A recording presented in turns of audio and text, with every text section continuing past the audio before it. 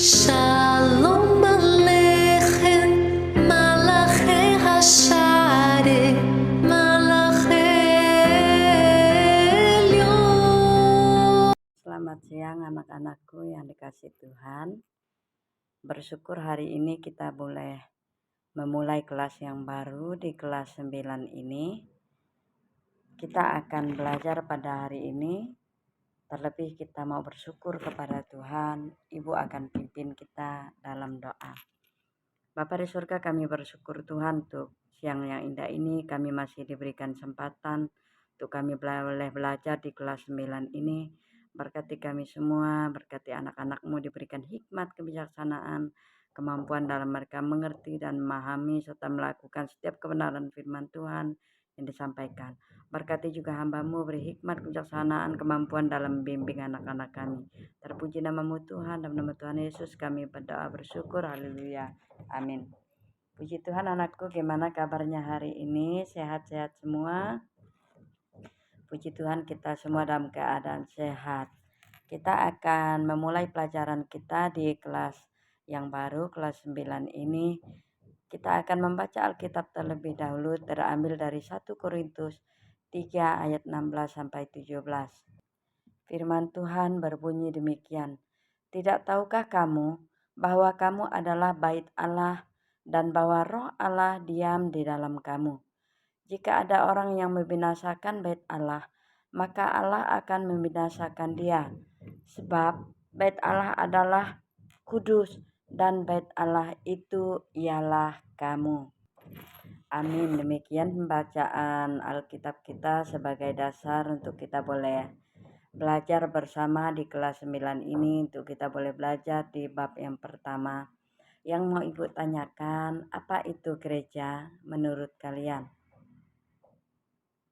Dengan kita mempelajari apa itu gereja, kita akan mengetahui bahwa gereja sebagai umat Allah yang baru. Ibu akan menjelaskan atau menyampaikan ada 3 tujuan dari kita mempelajari gereja sebagai umat Allah yang baru. Yang pertama, menghayati dan memahami karya Allah. Siswa diharapkan dapat memahami serta menghayati bagaimana Allah bekerja melalui pertumbuhan gereja, memahami konsep gereja sebagai persekutuan orang percaya dan paguyuban, bukan sekedar organisasi. Yang kedua, menunjukkan sikap menghargai. Siswa diharapkan dapat memiliki dan menunjukkan sikap menghargai terhadap karya Allah yang telah membawa pertumbuhan gereja. Yang ketiga, memahami peran gereja. Siswa akan belajar untuk memahami makna gereja sebagai umat Allah dan peranannya dalam kehidupan masyarakat, termasuk dalam pelayanan sosial dan kerjasama antar gereja. Jadi, tema dari pelajaran kita hari ini yaitu gereja sebagai umat Allah yang baru. Awal mula gereja terjadi di Yerusalem pada abad pertama Masehi, berpusat pada ajaran Yesus Kristus dan dipelopori oleh para rasul.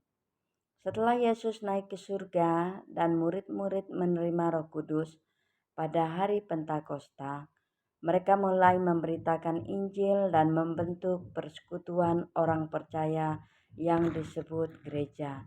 Gereja mula-mula ini menyebar ke berbagai wilayah melalui pelayanan para rasul seperti Petrus dan Paulus.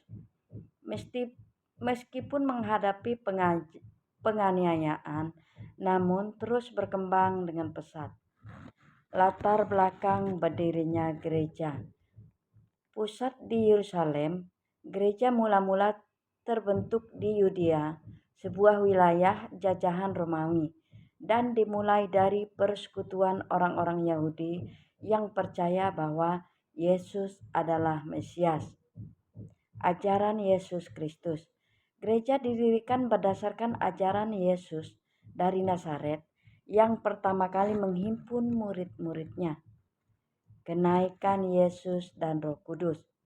Peristiwa penting yang menjadi awal mula gereja adalah kenaikan Yesus ke surga dan turunnya Roh Kudus kepada murid-muridnya pada hari Pentakosta. Peran para rasul pemberitaan Injil.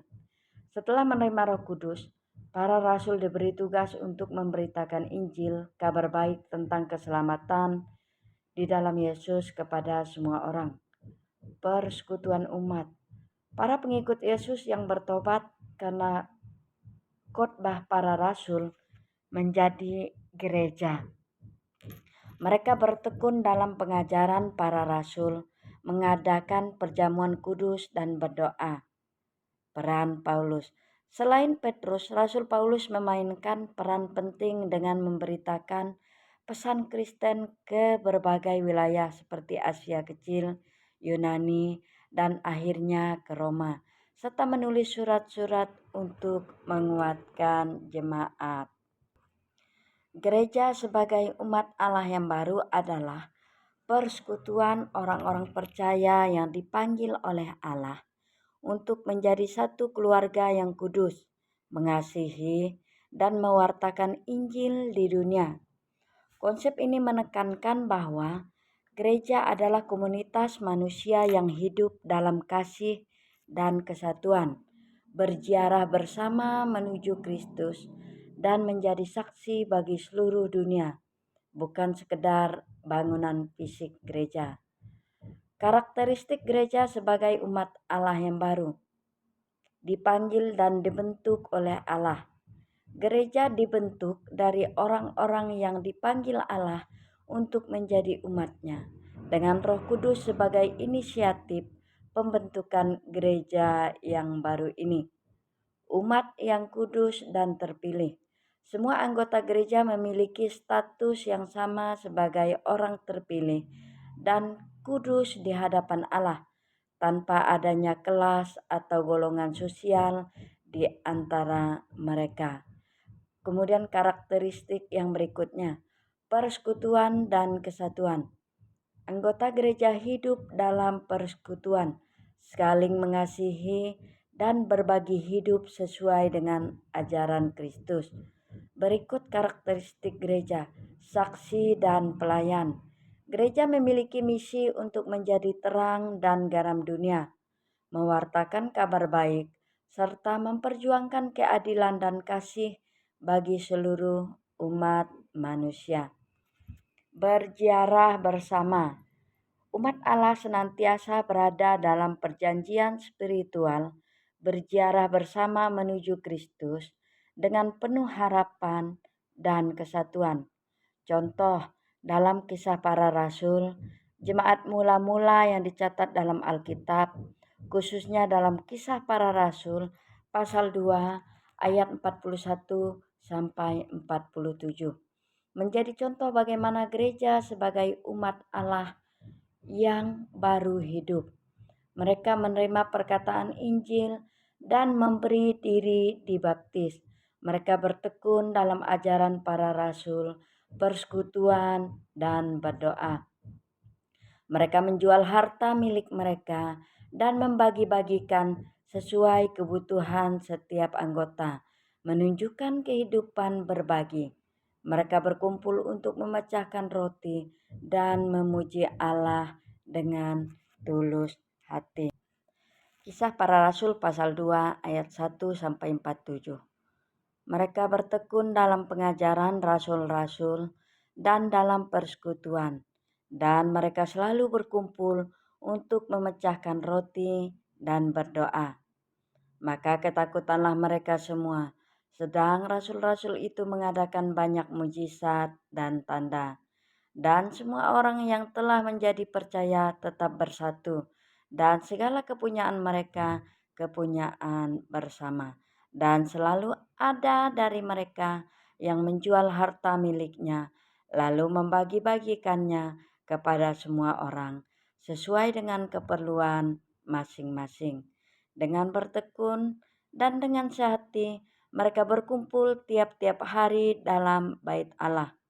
Mereka memecahkan roti di rumah-rumah masing-masing secara bergilir dan makan bersama-sama dengan gembira dan dengan tulus hati, sambil memuji Allah dan mereka disukai semua orang, dan tiap-tiap hari Tuhan menambah jumlah mereka dengan orang yang diselamatkan. Amin. Adapun ciri-ciri gereja sebagai umat Allah yang baru. Yang pertama, persekutuan yang dipanggil. Gereja bukan sekedar bangunan fisik, melainkan paguyuban atau keluarga orang-orang yang dipanggil oleh sabda Allah untuk hidup dalam kasih dan persaudaraan. Yang kedua, kesamaan martabat. Semua anggota gereja, baik hierarki, kaum religius maupun awam, memiliki martabat yang sama sebagai anggota umat Allah, meskipun dengan perbedaan fungsi dan corak kehidupan.